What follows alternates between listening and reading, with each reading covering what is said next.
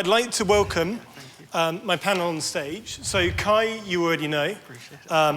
We have David Ball here, who heads up business development at the BBC with a special focus on TV platforms. We have Matt Ring from Facebook. Matt is fresh back from paternity leave.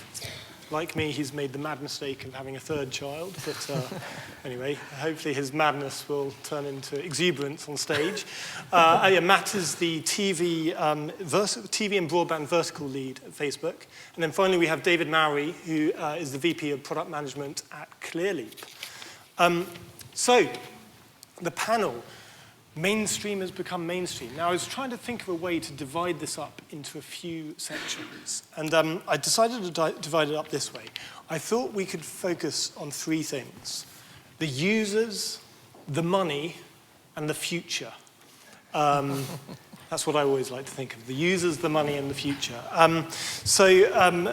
Obviously, I'm going to save the most exciting for last. We're going to speculate on the future. It's going to be rife with speculation. Please don't tweet and misattribute our lovely panelists here, because that wouldn't be fair for the fact that we're going to be speculating. But first off, user appeal. I thought I'd ask you all to introduce yourselves very briefly, but I thought I'd actually ask you all the same intro question. Maybe we'll start with David at the far end there, because Kai's already just spoken. But that question is, what do you think the secret to success of an SVOD service is? Hi, Dave Mowry. I head up product management at Clearleap, now part of IBM in the cloud division at IBM. The secret of OTT success. Well, the things that are typically talked about: user experience, content mix, pricing, things like that. I actually don't think that those are the key challenges and the key secret sauce, if you will.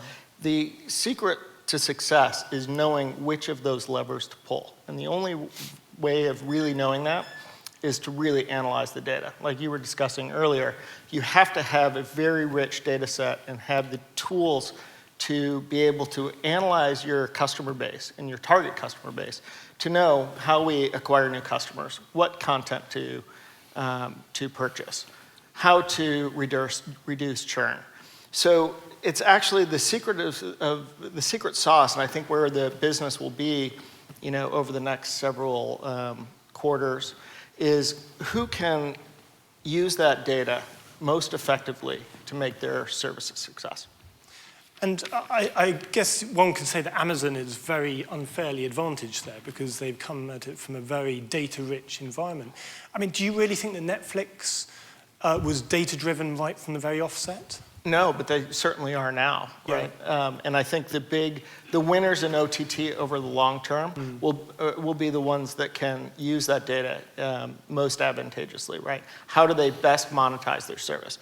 If you can monetize your service better than everybody else, then you can pay more for your content, right? You can reduce your prices. You can pull all those other levers, but you have to be able to monetize your service better than everybody else. If you can do that, and the big players can and will be able to, and I think that's the disruption that we'll talk about in the third section, is those are the services that will win long term.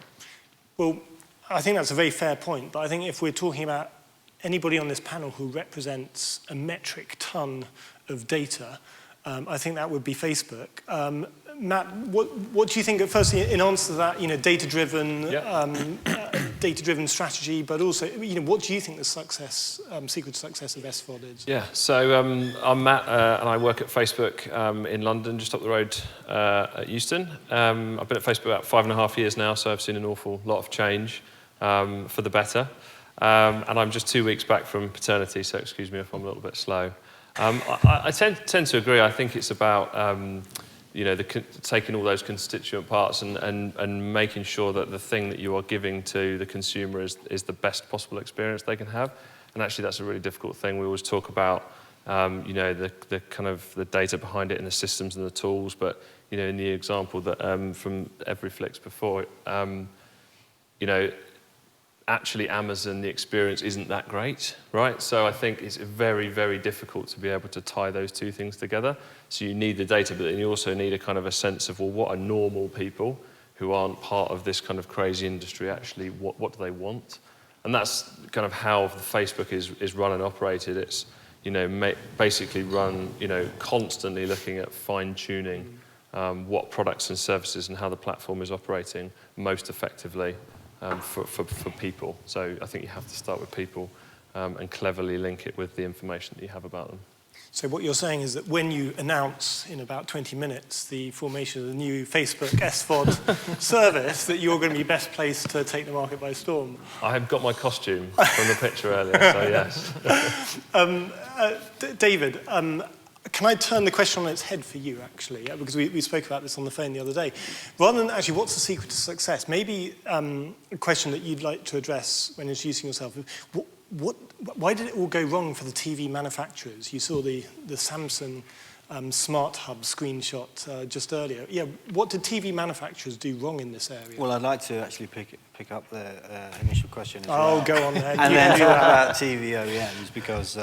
hello everyone, David Ball. I work in a group called, I don't head it up, I work in it, Business Development and Distribution, and we look at the syndication of the BBC's HTML5 product suite onto devices, including smart TVs. But I think when you're talking about what's the secret sauce to OTT success, the BBC also takes a very viewer-centric and user-centric view, but we come at it from a different angle because I think the very fact that Everyflix exists is an abject failure of SVOD services.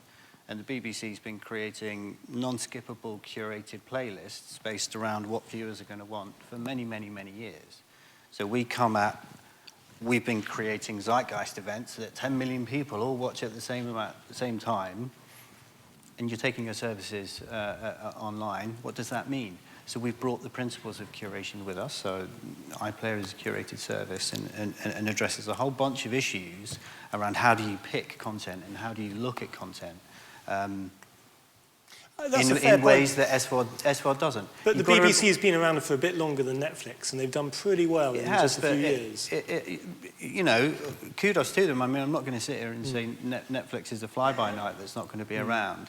But I am going to say that Netflix, and the reason that Netflix are in the position they are is because they understand what they are. They are a very thin spectrum in the broader picture of content. They do dramas, they do documentaries, they do comedies, all of which is, you know, very PVR'd, very viewed on demand content. They don't do sports, they don't do live, they don't do, you know, entertainment shows. There's a whole bunch of stuff which is lean forward and lean back. And I think we're talking about very different things here when you talk about SVOD and then taking broadcast services online, and I think we need to call that out and differentiate it because they're very different things. One is presenting a library of stuff, and one is curating a service for people to make their lives richer. And so what, you said you were going to answer my second question, which I turned on its head for you. What did the TV manufacturers do wrong, in your opinion? Well, we need to qualify that question. What did they do wrong? Because you showed a picture of with their smart hubs, about 4 or 5 years ago, we thought that TV manufacturers were going to be the new portal to all this wealth of kind of OTT and SVOD goodness. But that hasn't really worked out. Did they do something wrong, or was it actually just that move that was wrong in the first place? They shouldn't have even bothered. So that comes down to, do you want to connect the big screen TV in your house to the internet, and then how do you get content onto that TV, right? So it becomes about, again, comes down to curation. So do you want to go to a page where there's a bunch of square icons? You come home from work, you turn on your TV, and you go to a page where there's a bunch of square icons, and then you kind of move around them. I mean, TVs still have smart hubs. They've had a bash at curation and recommending content. I think the smart TV industry now recognizes the value of broadcasters and actually extracts that value through and shows the value of the broadcaster brand in presenting content, because the conundrum is, how do you choose content? The Smart Hub piece was horrible. and it looked awful. The UIs were terrible. And to get into the meat of that question, TV OEMs make fabulous devices. They're perhaps not so great at making software, which is where the secret sauce of UI and curation and all of that lies. I think one of the reasons why they're not great at that is because they have to operate in places like North America, where 90% of people have got pay TV, and they've got a pay TV box that they plug into their TV, which is already internet connected, so they're being completely bypassed. You've also got to remember the poor OEMs are operating on incredibly small margins in the smart TV business. Sorry, I went on for a bit there. Oh, no, that's okay. That's why we have you on the panel. That's, Kai, we've already heard from you on what you think the secret to success is. Maybe let's put a new spin on this. Do you think personalization, David's been touching on this bit, and the others, do you think personalization is going to become a really big thing? Absolutely, actually. I absolutely think personalization is a key to success in the future. Going back to the TV manufacturers, what they have done wrong with the TV apps, there are a lot of people that believe the future of TV is apps. Yeah? So the question is, why has nobody really used them on television? On our smartphone, we use them every day. So the smartphone has apps because for each app, I have a different use case. I have a mail app, I have a photograph app, I have a Facebook app, I have all kinds of different apps, different use cases. On television, it is usually, or like 80–90% all about consuming video. The problem is, it is all packed in silos of brands, and everybody wants to stay in its own. Netflix wants to keep the customer with Netflix. The broadcasters want to keep the customer in their flow when they're broadcasting, and in their app when they're on live TV, on a television set, even within an app. But actually, and this is why Everyflix is just great, because the user thinks different. The user wants to find relevant content, and on a television, to go through all these different apps and dive into every silo is even more cumbersome than even having an iPad and checking in all these different portals like Rotten Tomatoes or IMDb for the content I want. And here comes now the personalization part. The consumer is incapable, I would say, and tired of searching on any device for content, and he wants to have it. And that's why broadcasting is still quite successful, because it's a lean-back medium. TV is lean back, and we want to lean back, turn it on, and be entertained. And if I have to search through content, it is cumbersome and it makes me tired. But personalized content, even presented possibly in a playlist, this is where I think it is heading at some time. Yeah? And I'd argue that probably the best people in the best position are the people who understand the social graph, which really begs the question, whether you're going to, Matt, Facebook, are you actually going to what extent would you consider working with the big players in this? Or, is that something that you're very keen to keep to yourselves, that understanding of what films, what TV shows people are interested in? Yeah, so that, we have APIs which allow broadcasters and aggregators to pull in information about what the populace is talking about and what the populace is saying. We are starting to see broadcasters integrate those things into live broadcast to basically add context to the thing that's happening right now. So you might have, for example, someone live on the ground talking to people right there, an opinion piece from someone back in the studio. And Twitter do this as well, right? What are people saying on the platform about this topic to kind of increase the context. So we have that availability. And we are open to, very open to working with content producers and broadcasters to integrate those things, because we feel that we can help to make it a richer viewing experience. And then on the other side of the fence, where I spend a lot of my time, is working with these companies from a marketing perspective. So being able to understand what people are interested in and serving those people relevant, personalised, at an aggregate level, but still very, very personalised marketing communications in order to the point earlier about people not wanting to have to search. Facebook's all about, discovering things that are interesting to you in your newsfeed. So we've seen a lot of success with, content producers putting, a great piece of inspirational, something to inspire people and get them thinking about kind of ultimately create that water cooler moment and share that with their friends so that they know and they're aware that show is on and they can tune in. And we've seen, great success when brands personalize their marketing. People are twice as likely to watch that and then go on to actually view on broadcast. So we're very much working with broadcasters. So, a lot of that sounds like it's very short form focused, a lot of second screen focus. What about long form? Is there, can you comment on that? Is there room for long form on Facebook in your opinion? I thought you wanted to come to that at the end. Well, Joking. Well, that's...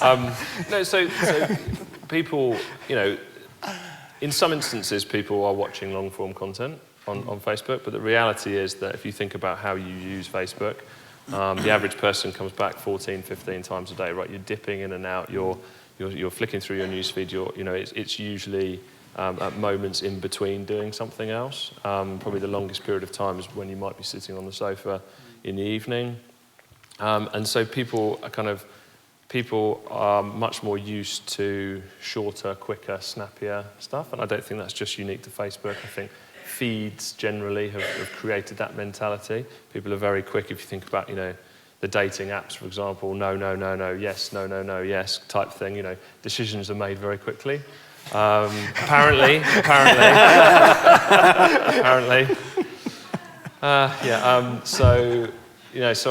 So we typically see at a macro level, short form content is what people want to experience on Facebook.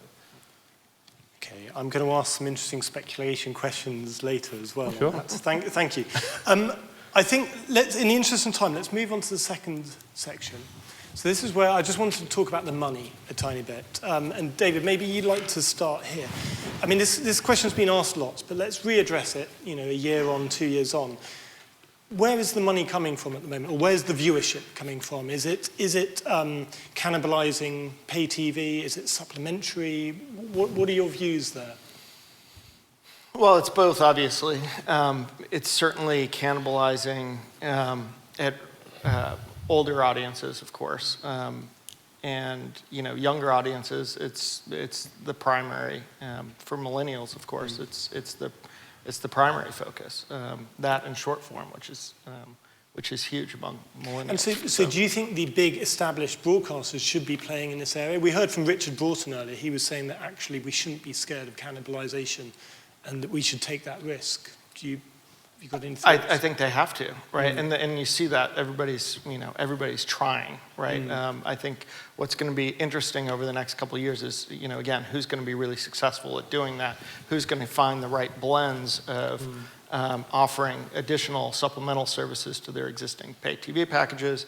We heard in the last panel about bringing Netflix into pay TV operator ecosystems. That's going to, you're going to be seeing more and more of that, of course. It's a choice that everybody's going to have to make. Do I, to what extent do I embrace it versus trying to push it away? It's a very good point. Now, the industry is changing so rapidly with these services, with content discovery, and we've got millennials who are growing up viewing TV as perhaps a background activity, and viewing mobile as very much their primary screen. What do we think is going to happen when this generation grows up? Kai, maybe. Yeah. Do you want to tackle that? If I look at my son, he's 9, and he's not moving purely to VOD. He is still hooked on broadcasting because he's being served ads, and he knows exactly when his show is starting, and he wants to see that show, and he doesn't want to be bothered with searching. So I think it will be a mix, and it will be probably content-driven. There will be certain shows that we probably will watch as a VOD content because we do not care when it's going to happen. We want to watch it when we want to watch it. But there will be events that are celebrated through live broadcasting. And that is, in Germany, it's Germany's Next Top Model. I probably hear it's Britain's Got Talent. And all these shows, it's not only sports, but all these events, they're being celebrated because it is the big thing what the people talk about in school the next day.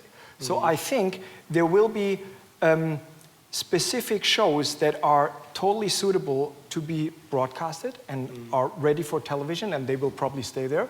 And there are other shows and other types of content that will be more suitable for VOD, TVOD, or SVOD binge viewing, and watch the season of House of Cards just in a few days, and not wait for it on television. So I think it is going to be a mix. Would you agree with that, David? I do agree with that. I think that, I mean, we see it in numbers, right? So you can take the Barb numbers and you can, through someone's life, starting at age 0 and going to age 70, their viewing tracks a path whereby they watch a lot when they're a kid, and then it goes down when they become a young adult, and then they go out and they do fun things, and they go to the pub, and then they kind of have 3 kids and sit in and watch TV all night until they retire, and then that's all they do.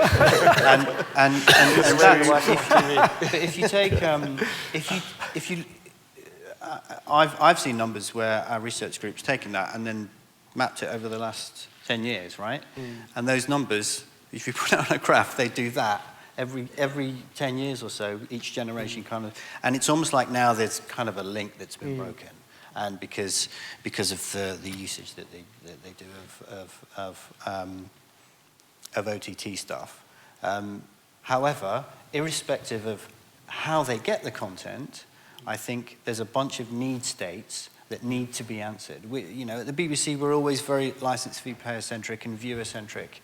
And I think Thinkbox did a really interesting study a couple of years ago where they looked at all of the need states that you get from TV and VOD, and there are 6 of them. And only 2 of them are suitable to VOD. 4 of them were mostly suitable to live. So irrespective of how things are delivered, whether it's live through iPlayer or through ITV Hub or you're watching a box set through Netflix, the market's going to settle, and people are going to need those Zeitgeist Saturday night shows. They're going to need sports. They're going to need to watch EastEnders within 24 hours of it being transmitted. So I don't think it's just going to be SVOD for the future. It's going to be the same stuff that you get from telly now, the same, because the needs come from the people, right? Not from the services. SVOD services are incredibly clunky, horrible things that we've seen from Everyflix. That's a really bad quote. Nobody quote that. They can be if you're looking for a curated experience. That's my point. So all of the things that have come from live telly, we're going to see in the OTT services. Okay, I think let's move on to our last section then, because this is where it gets exciting. We've got 15 minutes left. So this is 2020 vision. There we go, Times Square, Donald Trump, president. So good, I had to say it twice, sorry. Okay, let's start with some, I sent you all a load of crazy kind of speculation questions a few weeks ago, and amazingly nobody objected. I'd like to point out that this is speculation.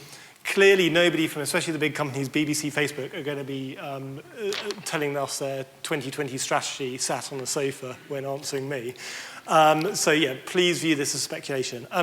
David, maybe let's start with you. Now, I had an interesting one. I was trying to work out what was more valuable, the content or the distribution. So I came up with an interesting speculation question and say, if you were one of those big kind of like acquisition companies, say Liberty Global or maybe like a quad play player like AT&T, and if you were deciding between getting your checkbook out and buying Netflix or buying Discovery, which would you buy and why? You're going to ask me the M&A question with my customers. That's tough. Oops.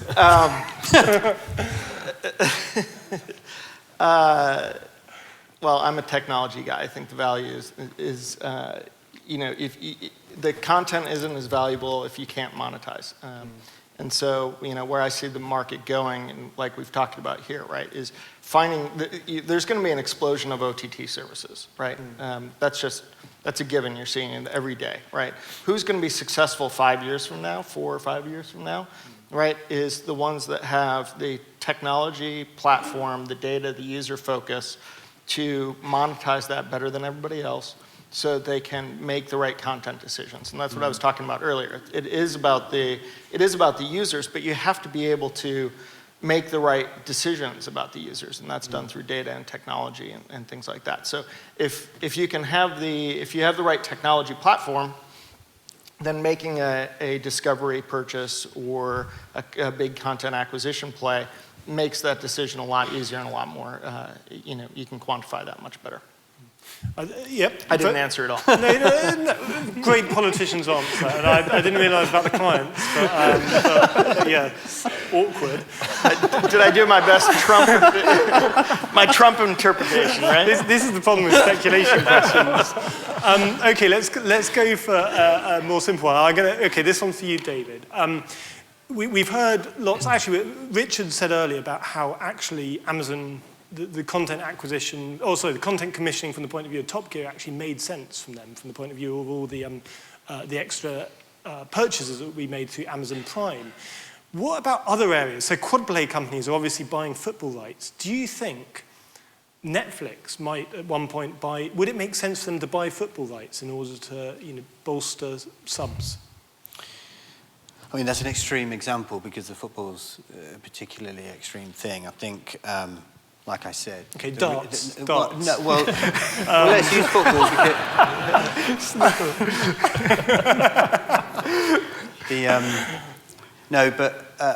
the reason, as I said earlier, the reason Netflix is really successful is because it understands, the limits of where its contents lie.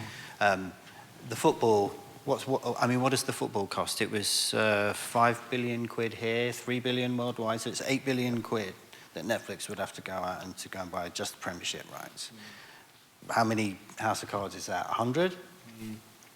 For what? I mean, here, I don't want to get into the conversation about it, but, I happen to know there's someone from BT in the audience, but the cost of those rights, it doesn't ROI. You've got to have a platform cost or a platform ambition to be able to offset this enormous cost. Yeah, exactly. I don't think necessarily that in the same way that Amazon Prime bundle everything together and it's not just a content piece, they get subscriptions through Prime. Netflix, I don't think necessarily they ROI all of their content, but in the interest... Maybe Netflix is the wrong example then, because Amazon's the better one. If Amazon can make money from 1.2 million extra subscriptions from commissioning a £250 million show, might it not make sense for them to say, commission or to show maybe Ultimate Fighting Championship or something? See, I don't have the mental facility to be able to calculate that math. But if you can offset the cost of a suite of rights for a bunch of content, with how that's going to drive your subscriber base, then fine, go ahead and do it. So long as you think that you've got the buying power and the infrastructure and the talent to be able to support that and deliver on, and the brand and the marketing piece to be able to deliver a proposition over a period of time, sure, go ahead and do it. Okay. It takes an ecosystem. Sorry if I can just add on to that, right? It takes a very powerful ecosystem across devices, across user base, across other monetization vehicles to be able to justify a cost like that. That's why not very many companies can actually pull that off, right? There's only a few that have the distribution, the user base to be able to justify that kind of content purchase. But if you know your data and you know your customers really, really well, then you can make that buying decision better than your competitors. It's a sum. It's basically a sum. Do you get out more than you put in? Okay, that's a fair point. I'm not going to hold back from my speculation, though, I warn you. I'm going to keep going. I can't ask this one of Matt because he's actually from Facebook. So I'll ask you, Kai. Matt made a really good point earlier about how Facebook is not really an obvious kind of user experience for long-form content because it's very dip in, dip out. What do you think Facebook could do in this area? Do you think, you know, partnerships with some of the big SVOD players might be an interesting concept, sharing data in some way, or is it just being this kind of big, friendly, sociable friend in the corner, always ready to host a conversation about the shows? I think, like you said, Facebook is a platform where people are dipping in, and they're not staying for long and being attached to it for a long-form content view. I think the asset of Facebook is that they have the social graph and they have this stickiness to the client, and I think if they could leverage that with partnerships probably better than going into that form of video on their own. On the other hand, I mean, just being speculative and creative here, going into a video service saying, okay, if you want to buy a piece of TVOD content and you invite all your friends and each of you gets, I don't know, 10% of the movie, could leverage Facebook to then suddenly generate a large audience and sell content.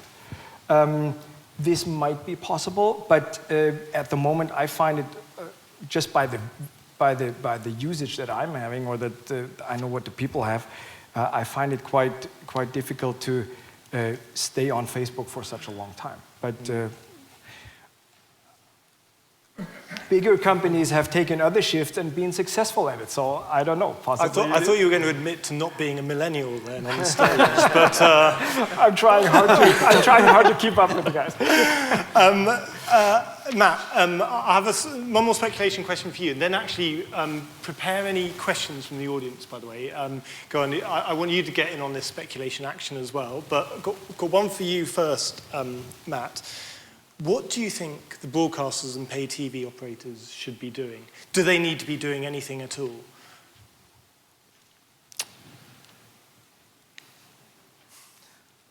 I think they're sitting on a wealth of great content. In the case of the BBC, a wealth of great insight about what content people want, and I think they need to find a way to get that content in front of more of the right people, right? Because ultimately, that's what makes it sticky. That's what makes people want to consume more of it.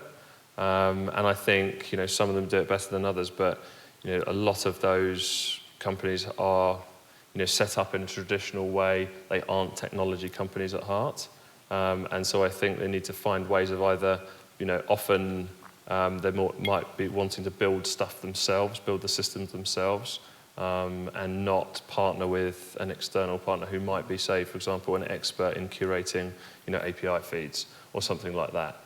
So I think they need to be more comfortable working with companies that could potentially be seen as threats, right? So Facebook, Google, etc., in order to, you know, make sure that great stuff and that great insight that they have and they have built up over many years is put in front of the right people. Because to your point, the points earlier, you know, there's always going to be great moments that people want to watch on TV at live with their friends. You know, and then there are other times when there's content that actually you can kind of dip into. So, yeah, I think that. And so perhaps I made you out to be a bit too scary and unfriendly when I framed you as General Zod and his I think you did, yeah. cohorts from Superman 2. I apologise, sorry. So can I ask, are there any particular burning questions in the audience? Do you want to get on this speculation? We have a chat down here at the front. Microphone's on its way. Can you please tell us who you are before you ask the question? Of course. This is Alex Merwin from SpotX. Heard a lot of discussion about distribution, content ownership rights. It'd be great to hear your opinion on monetization and any inherent challenges between these different formats. And is that directed at anybody in particular, or? You know, I think, you know, Kai, maybe if you can kick us off with that one. So I'm thinking, you know, with the platform that you guys built out for Swisscom, you know, I mean, that obviously opens up a lot of interesting opportunities for monetization that are unique from linear broadcast. You know, do you think that they've successfully activated that opportunity in terms of opening up data to advertisers or?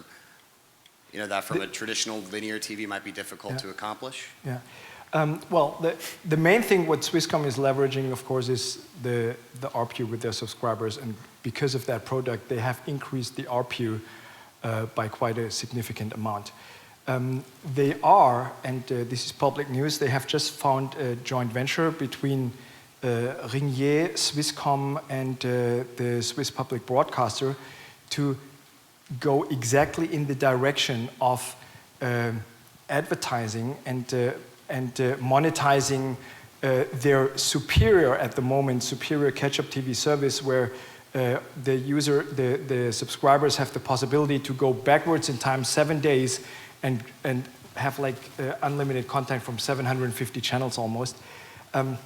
So with that joint venture, they will go in the direction to create personalized channels in the means of advertising. So let's take one of the channels, and usually you have one channel with a static set of ads in between each show, and they have cut their audience into segments. I think they have 5 segments: single male, single female, family, generation older than me.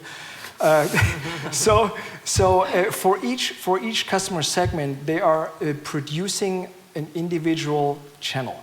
This is being done with this joint venture. I think it's open. Other broadcasters and other publishing companies are invited to join. And this is one thing where they're definitely trying to leverage this technological capability of that platform. Yeah? In general, about monetization, we had that discussion just earlier with Amazon and Netflix. Amazon is not earning on content. They don't have to. They just use it as Amazon Prime, and the next thing is going to be Amazon Prime Fresh, where they actually are just focused on extending their service and bringing all goods that you possibly might want as a customer to you directly.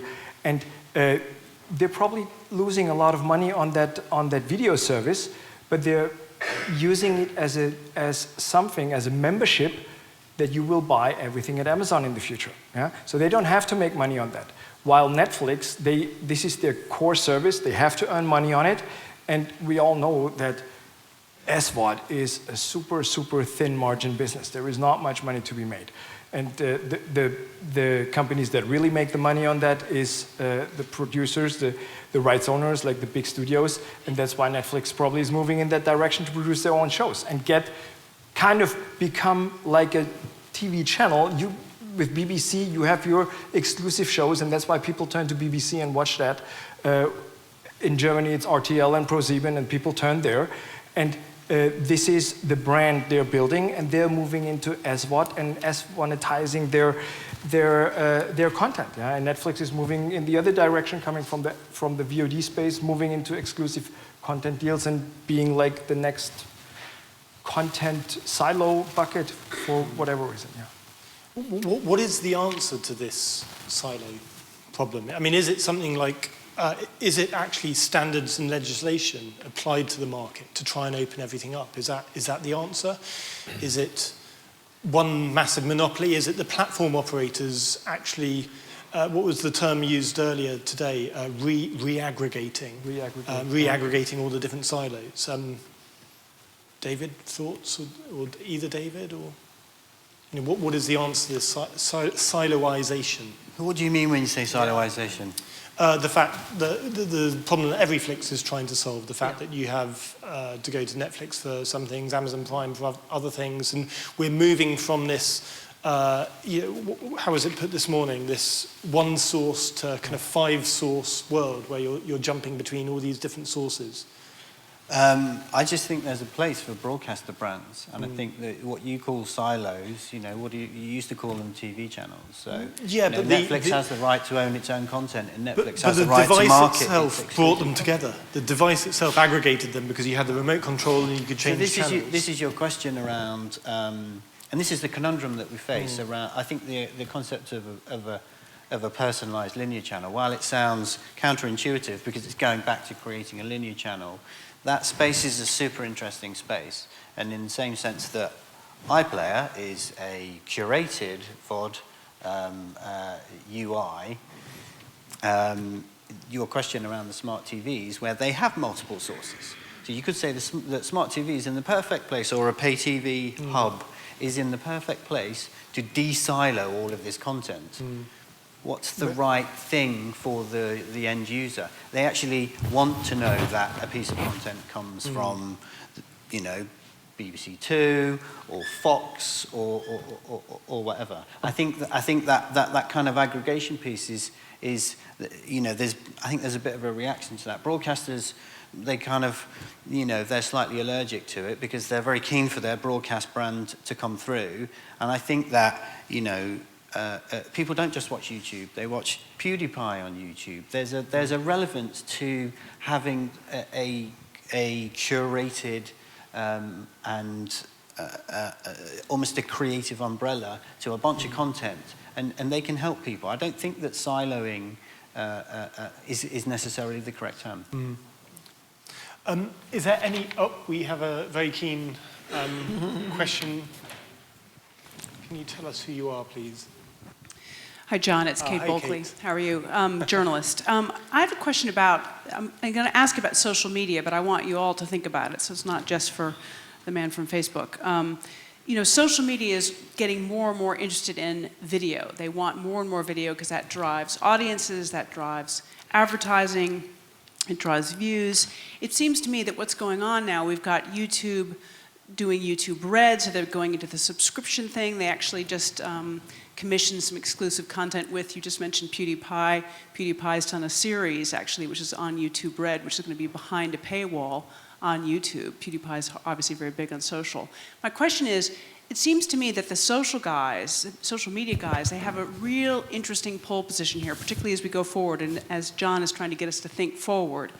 It's interesting to talk about what is their role going to be. Is it a threat to broadcasters like the BBC, like ITV, in terms of the kind of content that gets produced and the kind of content that they need to drive those audiences? Or is there an opportunity there? Or are they just going to work with the MCNs and the maker studios and people like that? Or are they going to work with the broadcasters and co-commission and do things like that? I mean, where do you see that all phasing out? Are they a threat or are they a possible partner? Sure. Can the BBC or Facebook possibly answer that? I mean, who's that? Is it? Do you want anybody in particular to answer that, Kate? I think it's wants to answer interesting. I think it's very interesting to see what Vice have just done, right? Because Vice, you know, who'd have thunk it from a free magazine, you know, with do's and don'ts and porn reviews. Suddenly, they've got this fabulous news service, and what have they done? They're in the middle of launching linear channels. So I think there's an interesting convergence point, and I think that's exactly what I'm talking about in terms of the previous question around silos. Vice becomes a brand, and I think that you know. Sure, kids watch YouTube and they watch PewDiePie on YouTube. But if PewDiePie decided to, you know, go and talk to HBO, would they watch his show on HBO? They probably would.